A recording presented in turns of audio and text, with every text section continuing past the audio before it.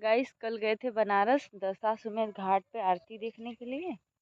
वहाँ पे इतना भीड़ था कि विलम्ब हो गया, कुछ नहीं हो पाया। वही बाद में आए थे मनोज तिवारी जी, तो थोड़ा सा उन्हीं को देखे थे। आरती खत्म होने के बाद सब चले जाते हैं तो भीड़ कम था तो उनको देख लिए।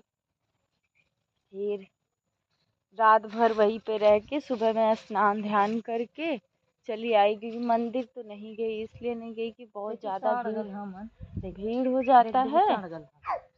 हाँ, और भीड़ से बहुत समय लग जाता है, इसलिए मैंने मन में मना लिया भगवान को और मैं चली आई। कभी खाली समय मिलेगा तो चलेंगे। वेंकटेश्वर महादेव मंदिर के पास नीचे हम लोग।